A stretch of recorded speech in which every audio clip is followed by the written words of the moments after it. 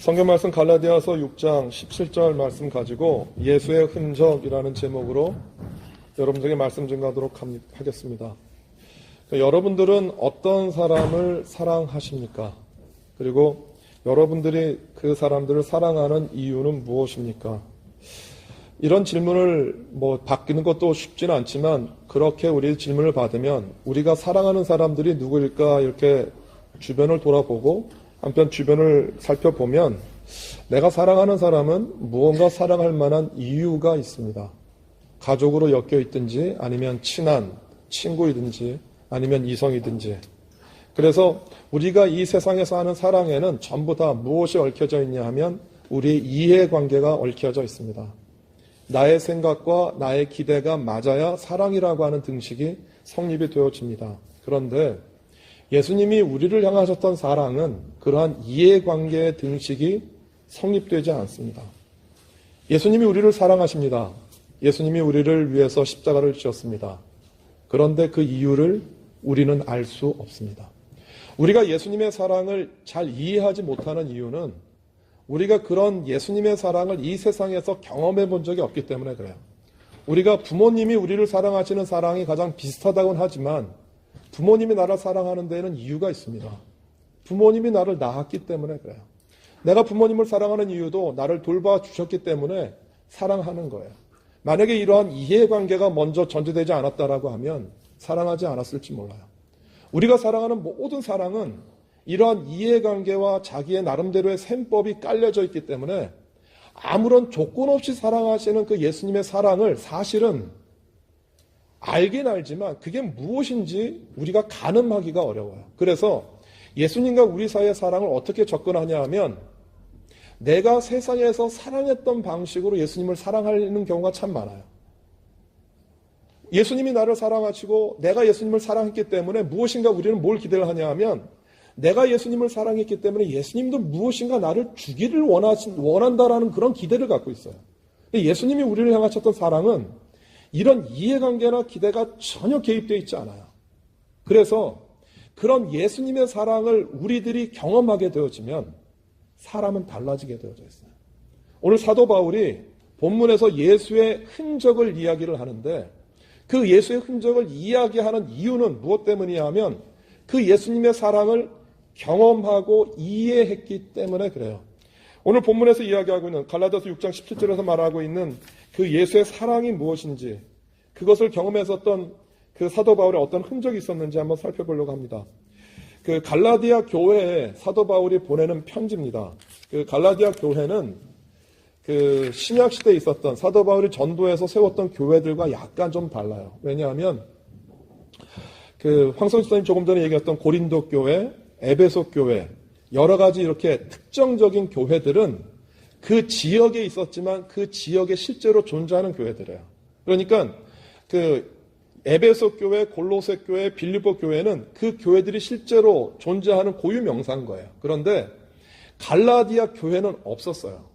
갈라디아 교회는 갈라디아 교회 한 교회를 얘기하는 게 아니라 갈라디아 지역에 흩어져 있는 여러 교회들이에요. 사도 바울이 갈라디아 지방에서 복음을 전했던 것이 1차 전도 여행 때인데 그 1차 전도 여행 때 사도 바울이 복음을 처음 전하기 시작했을 때 사도 바울이 복음을 어디에 가서 전하냐 하면 그 유대인들이 안식일날 모이는 회당에 가서 복음을 전해요. 그런데 회당에서 복음을 전할 때 그 회당장이 성경 구절을 읽어주면 그 성경 구절에 대해서 이해하고 있는 것들을 나름대로 나와서 발표를 하는데 그 시간에 사도 바울이 회당장이 읽어준 구약성서에 나와 있는 이야기들을 풀어서 설명하는 거예요. 예를 들어서 모세가 불뱀을 들었다라고 하는 그 장면이 나오면 불뱀이 뭔지 아십니까, 여러분? 그 불뱀은 광야에서 나타난 그 불뱀, 놋뱀으로 만든 그 불뱀은 우리가 십자가에 달아 죽인 예수 그리스도입니다. 이런 식으로 얘기를 하니까 구약 시대에서 궁금증을 갖고 있던 유대인들이 사도 바울의 그 가르침과 해석을 듣고 예수를 믿는 사람들이 많아진 거예요. 그러니까 유대 공동체 입장에서는 저 사도 바울을 그냥 놔뒀다가는 가는 곳곳마다 유대인 공동체 회당을 엎어버리는 것 같다는 생각이 들어서 유대 열심 당원들이 사도 바울을 죽이려고 정말 열심히 쫓아다녔어요.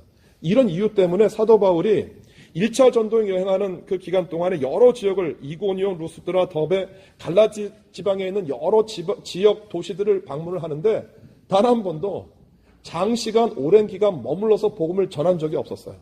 그리고 그냥 죽인다고 하니까 그냥 그 도망갔던 게 사도 바울이 1차 전도 여행 동안에 복음을 전했던 전부 다였는데 정말 하나님의 은혜와 신비로움은 뭐냐면 그렇게 어떤 지역은 뭐 일주일, 어떤 지역은 잠깐 뭐 10일, 보름 이렇게 머물렀던 그 지역에서 회당에서 복음을 전했던 그 순간에 그 자리, 뭐 교제도 없었고 그런데 그 주의 말씀을 듣고 예수 그리스도를 알았던 사람들이 각자 있는 그 곳에서 교회를 만든 거예요. 공동체를 이룬 거예요. 그러니까 사도 바울이 1차 전도 여행 때 다녔던 도시들, 갈라디아 지역에 흩어져 있었던 그 도시들을 생각하면 항상 바울의 마음 가운데 어떤 마음이 들었냐면 빚진 마음이 들었어요. 내가 뭘 제대로 가르쳐주지도 못했고 알려주지도 못했는데 교회라고 하는 공동체가 세웠으니까 사도 바울 입장에서는 항상 그곳을 방문하기를 원했던 거예요. 그래서 1차 전도여행 끝날 때도 다시 한번 방문하고 2차, 3차 전도여행도 1차 전도여행 때 다녔던 갈라디아 지방을 자꾸 다시 한번 방문하려고 했었던 이유는 그들이 어떻게 신앙생활을 하는지 항상 궁금하고 염려가 되었던 것. 왜 내 자식들 중에서 좀 다른 사람의 손이 필요한 사람들 있잖아요. 좀 연약한 자녀를 사랑하는 것처럼 사도 바울이 그 갈라디아 지역에 흩어져 있었던 교회들을 그렇게 사랑했어요. 그런데 나중에 사도 바울이 어떤 소식을 듣게 되냐 하면 그 갈라디아 지방에 흩어져 있었던 교회들 가운데 거짓 교사들이 일어났어요. 그 거짓 교사들은 뭐라고 얘기를 하느냐 하면 사도 바울이 오랜 시간 머물러서 가르치지 못했기 때문에 그들이 그 유혹되었던 것 가운데 한 가지는 우리가 예수님을 믿고 구원을 받고 의로워졌음에도 불구하고 그 유대주의자들이, 유대 그리스도인들이 뭐라고 얘기를 하느냐 하면 우리가 하나님의 은혜로 예수 그리스도를 믿어서 의롭게 되어지지만 그럼에도 불구하고 우리가 율법, 할례, 모세의 계명들을 지켜야 우리가 의로워진다고 생각을 한 거예요. 그렇게 말을 하는 거예요. 그런데 그 지역에 흩어져 있었던 갈라디아 교회 교인들이 그 말을 그럴싸한 거예요. 어차피 이왕 예수를 믿는 거면 구약에서 있었던 율법을 믿는다고 해서 특별히 문제되는 건 없으니까 그런 가르침들이 갈라디아 교회 안에 너무너무 많이 들어왔어요. 그러자 사도 바울이 갈라디아 1장부터 6장까지 전부 다 했었던 얘기가 뭐냐 하면 믿음으로 말미암아 의로워진다라는 거예요. 예수 그리스도가 하나님의 의였고 그 예수 그리스도를 통해서 하나님이 이 세상에 창조하고자 했었던 그 사람이 되어진다라고 하는 믿음으로 의로워진다라고 하는 그 얘기를 정말 많이 이야기하고 전하고 소식을 전했음에도 불구하고 갈라디아 교인들의 생각이 바뀌지 않는 것이에요. 그래서 6장 17절에 사도 바울의 결론처럼 얘기한 거예요. 오호라, 정말 이제는 논쟁을 그만하자. 내가 그 어떤 논쟁과 가르침도 하지 않겠다. 내가 정말 괴롭다라고 얘기를 하면서 내 안에 너희들한테 내가 단 한 가지 얘기할 수 있는 것은 뭐냐면 내 안에 예수의 흔적이 있다. 우리가 오늘 말씀 시작하면서 얘기했었던 예수가 나를 사랑했었던 그 사랑의 흔적이 내 안에 있다. 그러니까 너희들이 예수를 믿고 의로워진다라고 하는 이 문제가 이야기나 논리적인 설명으로 되어지는 게 아니라 너희들이 그것을 이해하고 깨달으려고 하면 내가 예수님을 만났었던 그 예수의 사랑의 흔적 그 자리가 우리 안에 있어야 돼라고 얘기를 하면서 그 갈라디아서를 끝내는 거예요. 오늘 사도 바울이 말했었던 그 흔적, 그 영어로는 우리가 마크 정도라고 얘기할 수 있는데 그 흔적이 어떤 예수의 흔적만 우리에게 남아있는 게 아니에요. 우리가 살다 보면 나름대로 우리 마음 가운데 굉장히 많은 흔적들을 우리가 상처와 아픔이라고도 표현할 수 있는데 이런 것들이 굉장히 많이 남아요. 아마 세월을 30년, 40년, 50년, 60년, 70년 살다 보면 내가 살았던 세월만큼 우리 마음 가운데 기쁜 추억이나 감사한 경험도 있겠지만 또 그만큼 우리 마음 가운데 상처와 아픔도 굉장히 많이 있어요. 그 이유는 한번 생각해 보시겠어요?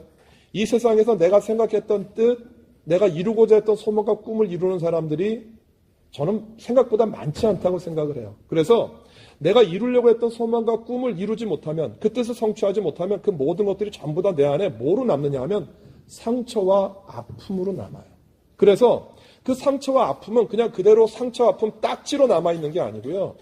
그 상처와 아픔이 나는 기억하지 못하는 것처럼 여겨지지만 그 상처와 아픔이 무언가 계속해서 리액션을 하기 시작하는 거예요. 나는 잊어버렸어? 과거에 내가 그런 아픔과 슬픔과 아픈 경험들, 추억들을 가지고 있으면 그건 옛날 일이야 이렇게 묻어두는 게 아니고요. 그런 아픔과 그 아픔의 상처들이 오늘 지금 내가 만나는 사람들에게 영향력을 미쳐요. 내가 정리되지 않은 내 마음의 상처와 아픔들이 오늘 지금 내가 만나고 있는 내 가족과 자녀들에게, 이웃들에게 그대로 나타나게 되어져 있다라고 하는 것이에요. 그래서 어떻게 보면 이런 상처와 아픔의 흔적들이 사라진 것처럼 보이지만 여전히 그 상처와 아픔들이 우리들에게 계속해서 작용하고 있다라고 하는 거예요. 이런 상처와 아픔들을 어디에서 가장 많이 받을까? 저는 그 대상이 부모님이라고 생각을 해요. 그 주변에 보면 정말 좋은 부모님을 만난 분들이 계세요. 경제적으로도 유복하고 많은 재산을 물려주었고 또 인격적으로도 성숙해서 자녀들에게 좋은 그 살 수 있는 힘을 주시는 부모님들도 있어요. 그런데 제가 경험하고 지금까지 만난 사람들 가운데 대부분의 분들을 보면 그 부모님에게 받은 상처와 아픔들이 참 많아요. 이게 예전에 내가 경험했기 때문에 이제 내가 결혼을 하고 가정을 이뤘기 때문에 없어지고 사라졌을까?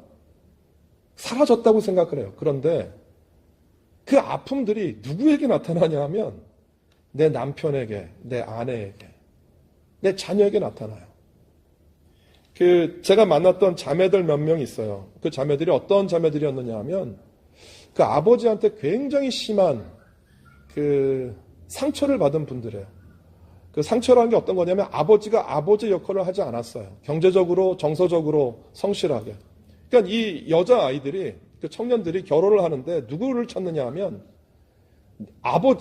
아버지가 나한테 해주지 못했었던 그 부성애를 남편한테 찾아요. 결혼이 그렇게 시작된 거예요. 그런데 세상에 어떤 남자가 아내에게 물론 열심과 정성을 다하지만 아버지가 보여줘야 되는 부성애를 채워줄 수 있는 남편이 세상에 어떻게 존재를 해요? 내가 기대했던 남편의 모습 가운데에서 그런 부성애가 나오지 않으니까 그것에 대해서 실망하고 갈등하고 그 마음을 상해하는 그런 자매들이 있었어요. 제가 그런 얘기를 해줘요. 뭘 얘기해 주냐면 정확한 인식인데 이런 인식을 해줘요. 지금 네가 살고 있는, 네가 만나고 있는 남편은 아버지가 아니야. 그 남자는 여전히 너로부터 사랑받기를 바라고 인정받기를 바라고 남편으로서의 자리매김을 해주기를 바라는 그런 마음을 가지고 있어. 그런데 그 남자에게 계속해서 아버지의 사랑을 요구를 하면 그 남자는 어디로 가? 그 남편을 남편이 있는 그대로 받아줘야 돼 라고 얘기를 해줬어요. 예전에 예수전도단에 있었던 한 간사가 울면서 간증했던 것을 제가 지금도 기억을 해요. 뭐라고 간증을 했느냐 하면 아버지가 그 알코올 중독자 수준으로 술을 마시는 사람이었어요. 술 마시고 들어오면 뒤집어 엎고 그 어머니를 때리고. 그러니까 이 간사가 자라면서 어떤 생각을 가지고 살았느냐 하면 술이라는 단어하고 술 마시는 사람은 사람이 아니야라고 마음 가운데 아주 철저하게 외치면서 살았던 거예요. 그러니까 아버지랑 관계 진짜 좋지 않았죠. 그리고 성장하면서 독립을 하면서 그냥 그 상처를 그대로 가지고 있었어요. 근데 어느 날 자기 인생 가운데서 정말 힘들고 어려운 일을 만난 거예요. 그러면서 어떤 생각이 들었느냐 하면 그냥 신앙도 믿음도 다 포기하고 싶다라고 하는 그 정도로 낙담이 됐으니까 맨날 봤던 게 아버지가 술 마시는 모습 아니에요. 그래서 수주를 샀어요. 소주를 그 슈퍼에 가가지고 4병을 사왔대요. 4병을 사와서 그냥 그 안주 없이 깡소주를 마시기 시작한 거예요. 자기가 지금 태어나서 처음 소주를 마시는 거예요. 그런데 소주를 반병을 먹었는데 전혀 자기가 뭐 이렇게 취했다거나 그런 취가 들지 않더래요. 1병 마셨어요. 2병 마셨어요. 3병을 마셨는데 취하지 않더라는 거예요. 자기가 3병을 마셨는데 취하지 않는 자기 모습을 보면서 하나님 앞에 나가서 펑펑 울었대요. 내가 그토록 싫어했었던 아버지의 모습이 내 안에 있는 거예요. 술을 먹고 가정을 파괴했었던 아버지의 그 폭력이 그 술에 대한 그 DNA가 자기 안에 유전됐다는 걸 느낀 거예요. 하나님 앞에 펑펑 울었대요. 하나님 나를 도와달라고, 나를 살려달라고. 정말 이 저주받은 사슬에서 나를 벗어나게 해달라고. 여러분, 내가 원하진 않았지만 이런 수많은 상처들과 아픔들을 우리가 가지고 있어요. 여러분, 나도 모르게 부모님에게 상처와 아픔을 받았다라고 하면 어느 순간 나도 모르게 그것을 지금 내 자녀들에게 똑같이 하고 있다라고요, 지금. 이것을 우리가 마음 가운데 살면서 받았던 이 모든 아픔과 상처들을 누군가는 끊어내야 돼요. 정리를 해야 된다라고 하는 것이에요. 이것이 우리가 세상에서 가지고 있는 삶의 흔적들이에요. 그런데 사도 바울이 오늘 본문에서 이야기하고 있는 사도 바울의 흔적은 이런 세상에서의 흔적은 아니었었어요. 바울은 그렇게 생각했어요. 내가 하나님을 잘 믿으면, 율법을 통해서 율법에 나와 있는 모든 규례들을 잘 지키면 내가 의로워질 수 있다라고 믿은 거예요. 그러니까 사도 바울은 율법을 그냥 있으니까 지켜라고 하는 것이 아니고요. 사람이 이런 것 있잖아요. 숙제를 내줬는데 70% 80% 하는 사람은 항상 좀 못했어라는 그런 느낌이 들고요. 어떤 일을 내게 맡겼는데 그 일을 200% 하는 경우가 있어요. 선생님은 A를 요구했는데 내가 C, D까지 하는 경우예요. 그러면 200%한 사람은요, 설령 내가 그 200% 했던 것이 결과가 좋지 못하다 할지라도 절대 후회함이 없어요. 나는 최선을 다했으니까. 바울이 율법을 어떻게 지켰느냐 하면 자기가 할 수 있는 그 이상으로 한 거예요. 율법을 지키려고 자기가 온 몸을, 온 지식을, 온 삶을 다 투자했어요. 그러니까 율법적으로 나는 부족함이 없다, 흠이 없다라고 말했던 이 말이 정말 거짓말이, 공갈이 아니고요. 사도 바울이 정말 그 율법을 지키려고 최선을 다해서 노력한 거예요. 그리고 그 율법을 지키는 것이 어떤 것이었느냐 하면 예수가 이 땅에 와서 율법 대신 자기가 전한 그 말씀과 복음과 가르침이 율법을 대신한다라는 이야기를 듣고 났더니 사도 바울이 정말 꼭지가 돈 거예요. 아니, 어떻게 사람의 아들로 사람이었던 자가 하나님이 될 수 있고 그 하나님이 만드신 율법보다 자기의 가르침과 사랑이 그 율법을 대신한다고 얘기해. 사도 바울이 생각할 때 저 미친놈이에요. 그러니까 예수에 대해서, 그리고 예수를 따르는 추종자들을 이 세상에서 없애는 것이 자기가 율법적인 의를 이루는 것이라고 생각을 한 거예요. 그러니까 얼마나 열심히 예수를 핍박했겠어요. 예수를 믿는 사람들은 얼마나 최선을 다해서 악랄하게, 지독하게 핍박하고 죽이고 그들에게 그 나쁜 영향을 끼쳤겠어요. 이게 사도 바울의 생각이었거든요. 그런데 다메섹 도상에서 그 예수를 믿는 사람 핍박하려고 하려고 하는 그 도상에서, 길가에서 예수가 나타났어요. 누구십니까? 주여, 당신이 누구십니까? 나는 네가 핍박하는 예수다. 사도 바울이요, 그 자리에서 무릎 꿇고 꼬꾸라질 수밖에 없었던 거예요. 그건 뭐냐 하면 내가 율법적으로 최선을 다해서 열심히 믿는 것이 예수를 핍박하는 것이라고 생각했는데 그 예수가 내가 믿고 있는 율법을 만드신 분인 거예요. 그 예수가 내가 지금 알고 있는 율법을 우리에게 주신 하나님이셨던 거예요. 사도 바울이, 여러분, 이 정도가 되면 사람이 살 수 있는 기반 자체가, 플랫폼이 없어진 거예요. 사도 바울이 견딜 수가 없었어요. 어떻게 내가 그동안 그토록 열심히 믿었던 그 율법을 우리에게 주셨던 분을 내가 핍박하고 죽인 거 아니에요. 사도 바울이 내가 살 소망이 없다고 생각했는데 그 살 소망이 없다고 생각했던 그 사도 바울을 예수 그리스도가 받아주었어요. 아무 조건 없이.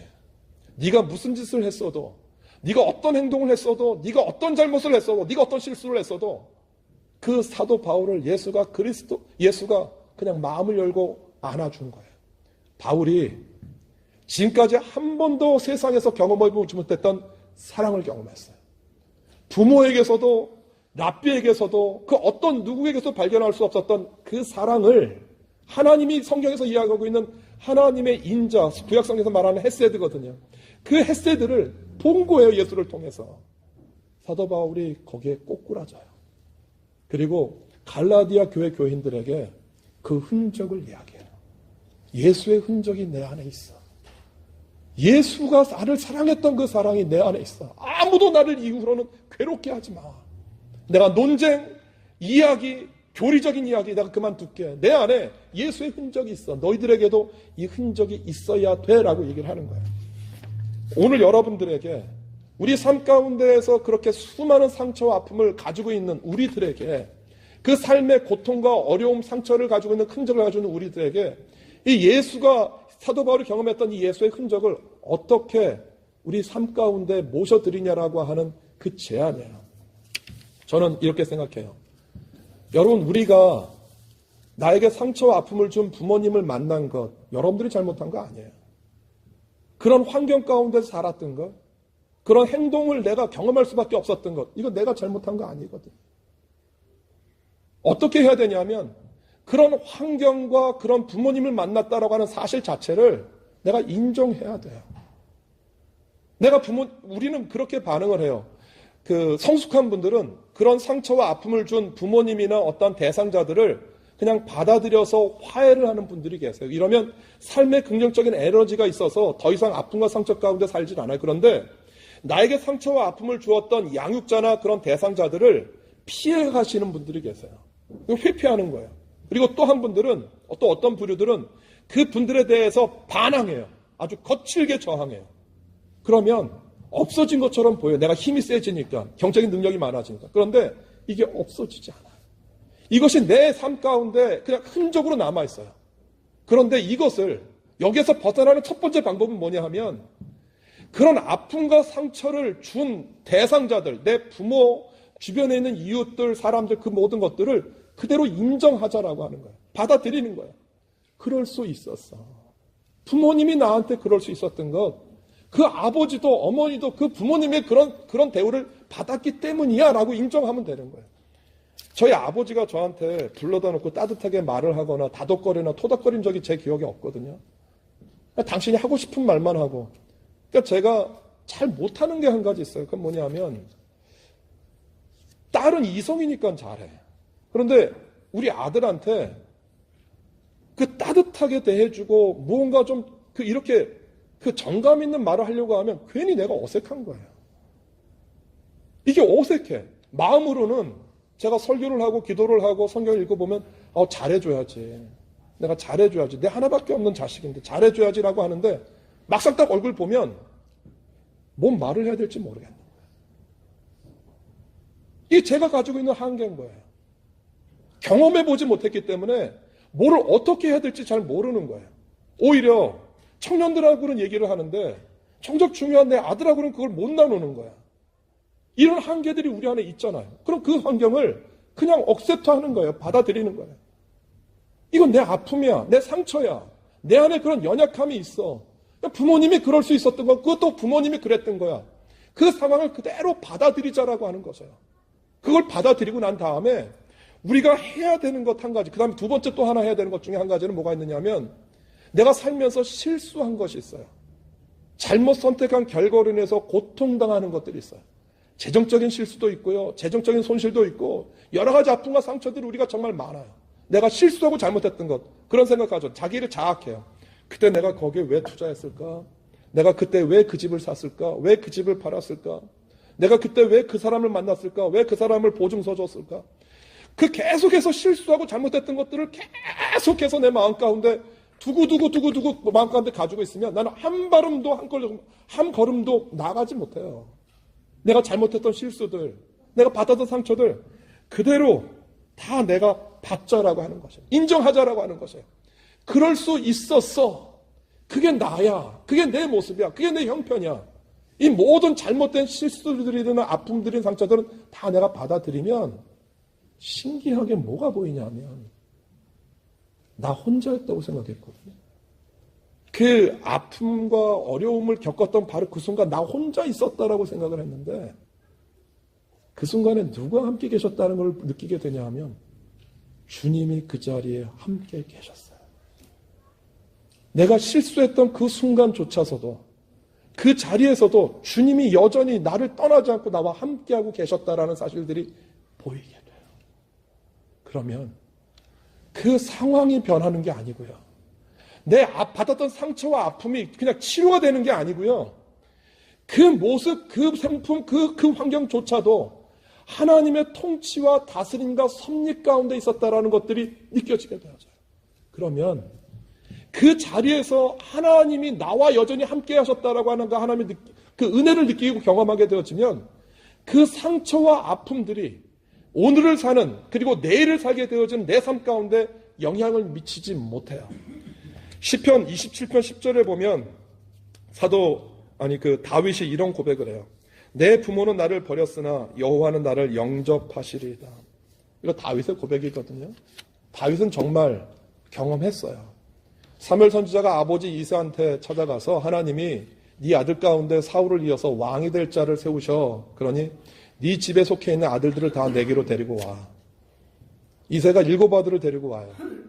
첫 번째 아들을 볼 때 기골이 장돼서 저 아들인가? 하나님께 물어봤어요. 아니야. 7째까지 다 보여주는데 아니야 라고 얘기를 해요. 하나님이. 그러자 사무엘 선지자가 이새한테 물어봐요. 너희 집에 아들이 또 없니? 그때 이새가 뭐라고 얘기를 하냐면 우리 집에 꼬맹이 하나 있어요. 밖에 나가서 양치는 그 꼬맹이 하나 있어요. 그렇게 얘기를 하자 사무엘 선지자가 그 아이를 데리고 와 그래요. 사람을 보내서 그 아들을 데리고 와요. 다윗은 아버지의 아들이었지만 아버지의 아들로 살지 못했어요. 그러니까 다윗이 양을 치는 목동으로 살면서 다윗이 경험했던 건 뭐냐 하면 부모의 상실감이에요. 부모는 존재했는데 부모가 부모 역할을 해주지 않은 것. 이것이 다윗에게 있어서 상처예요. 그것이 다윗의 인생이었다고요. 계속해서 그의 인생 가운데 아들들과의 관계 가운데 문제가 생기잖아요.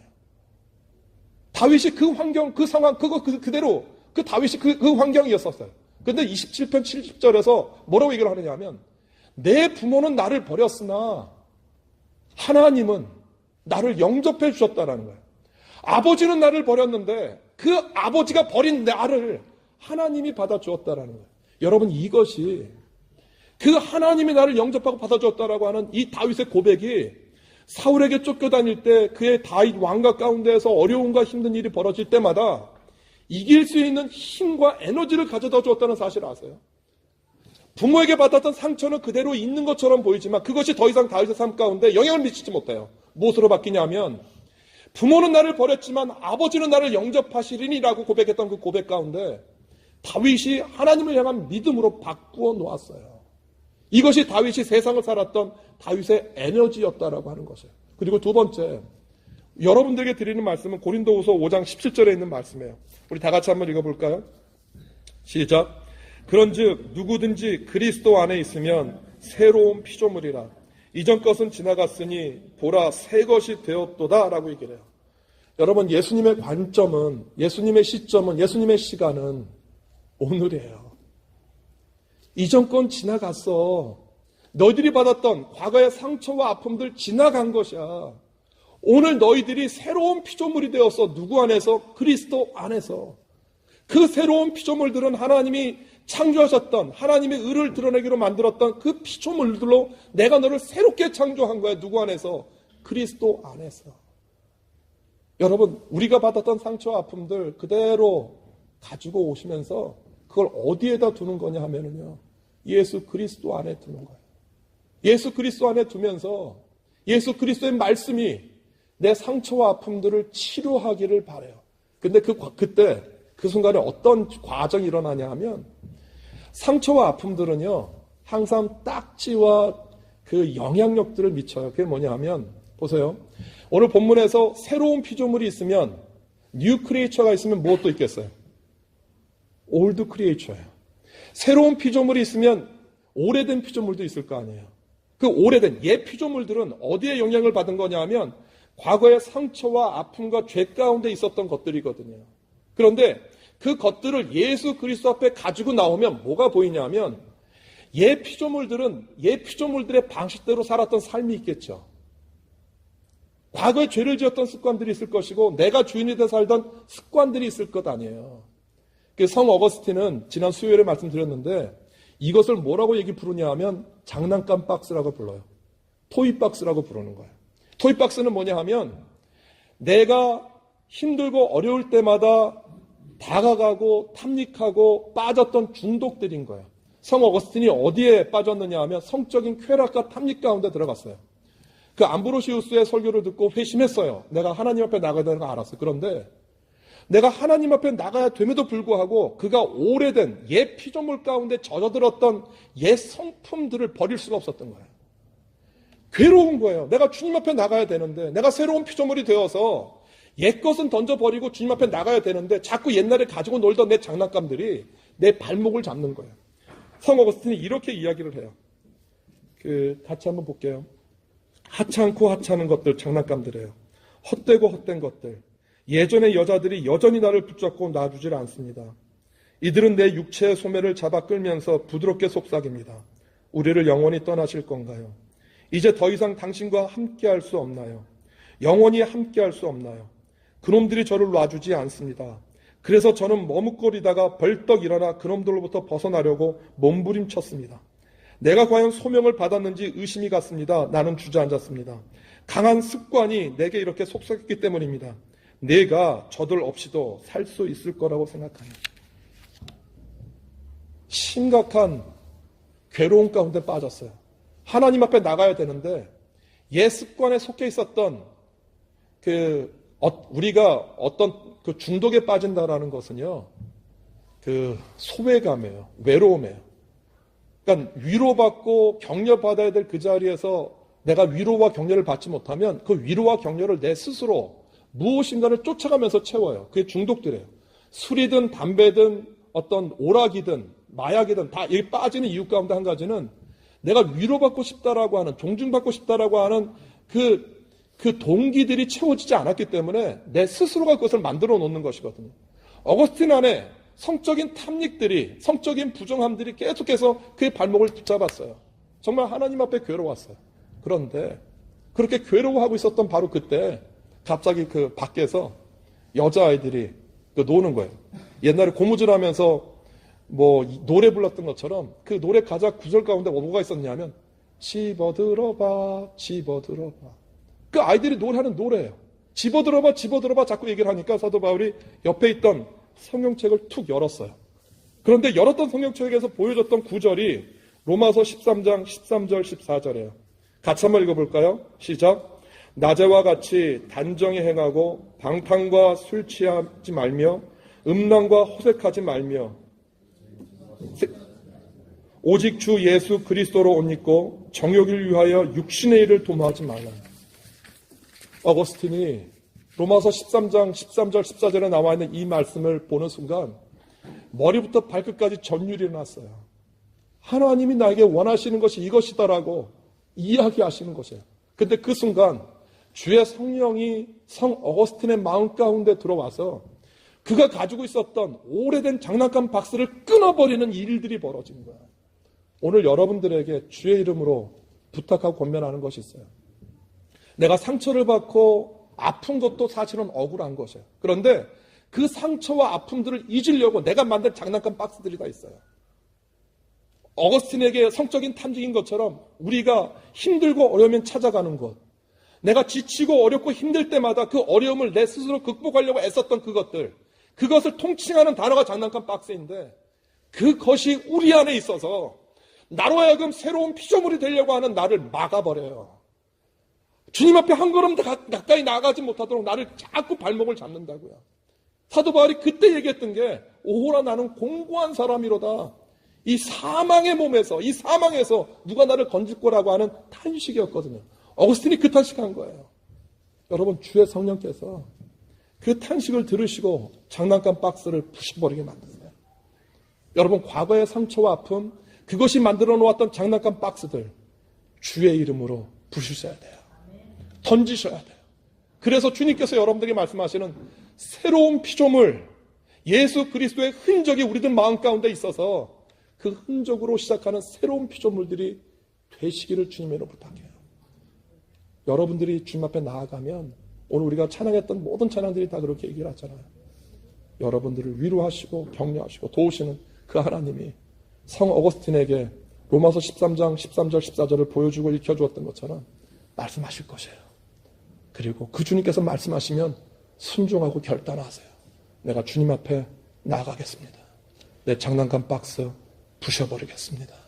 나를 도와주십시오. 이런 결단하는 은혜가 우리 모두 가운데 있기를 주님의 이름으로 소원합니다. 기도하겠습니다.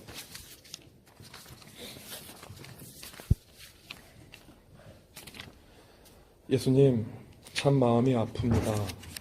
내가 잘못한 것 아닌데 그런 상처들과 아픔들이 우리 안에 있습니다.